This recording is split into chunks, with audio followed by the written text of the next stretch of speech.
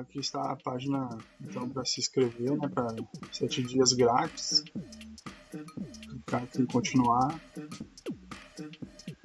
Vou botar inserir meus dados aqui.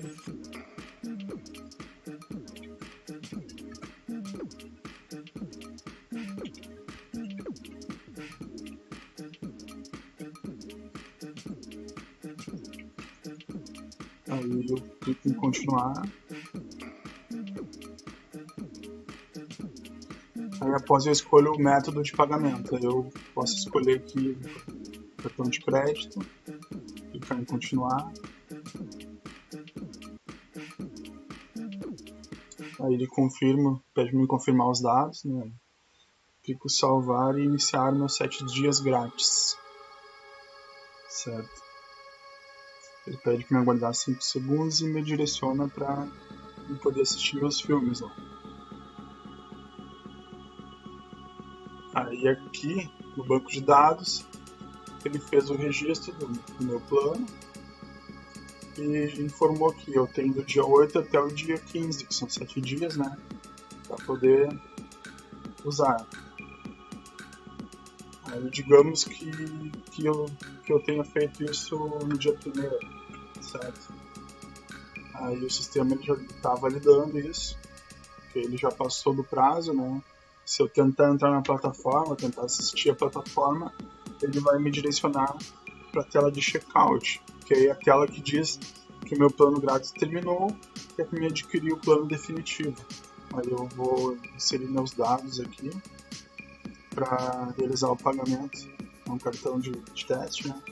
Para realizar meu pagamento do plano Plus. Vou botar aqui.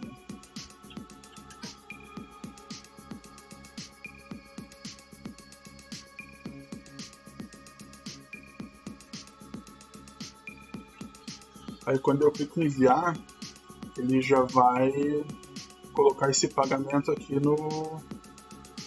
dentro do Pagar.me, certo? Ó, então fica o ID da transação 117 no final, né?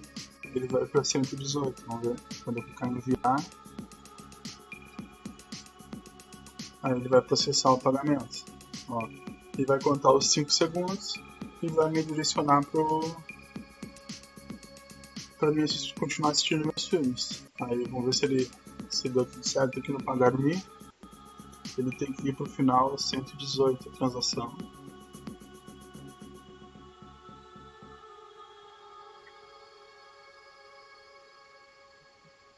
Ele criou um outro ID, mas ele não segue uma ordem de números, né? Mas ele criou o ID, criou a transação, tudo ok. E lembrando que aqui é só de teste, tá? Sandbox, mas já está funcionando. Eu integrei para cartão de crédito e para boleto também. Esse aqui foi um boleto que eu fiz de teste. Se selecionar boleto também vai funcionar. Já está ok.